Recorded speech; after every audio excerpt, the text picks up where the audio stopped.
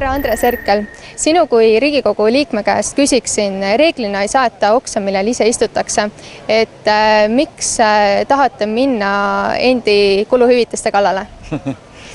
No tegelikult on nii, et kui me räägime sellest, et riigil pole raha ja vahendeid üheks ja teiseks asjaks, sünnitushaiglaid pannakse kinni, lastetoetused ei ole päris need, mis nad olla võiksid, hoolduskindlustus ikka puudub meil, neid valukohti on nii palju ja tegelikult kui siis riigi tipus toimub ilmselge ülekulutamine, siis see on väga halb märk. Ja siis inimestel on sellega väga raske leppida.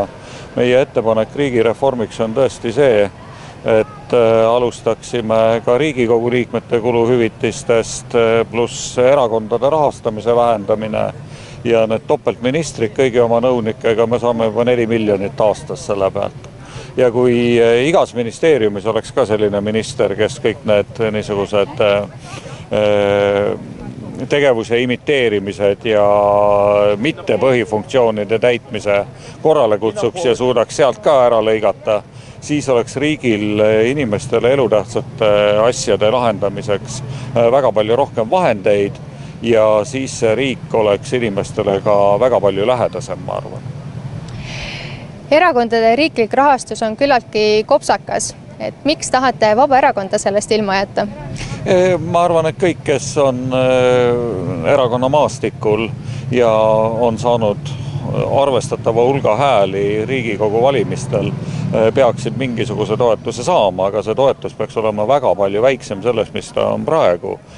Sellepärast, et me tegime juba aastaid tagasi ühe analüüsi Euroopa Liidu maade võrdluses ja Eestis erakonnad on riigi poolt üle rahastatud.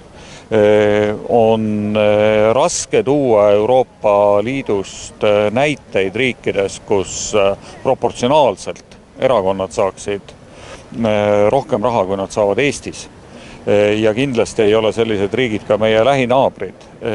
Nii et siin on väga palju sellist, ma ütleks isegi rumalat raha, mida saaks kasutada väga palju paremini. Ja sealt tulevad ka kõik need valimiskampaania ülepaisutused, niinimetatud toiduahelad, erakondlikud töökohad, kõik nii edasi, et seda tuleb kindlasti piirata.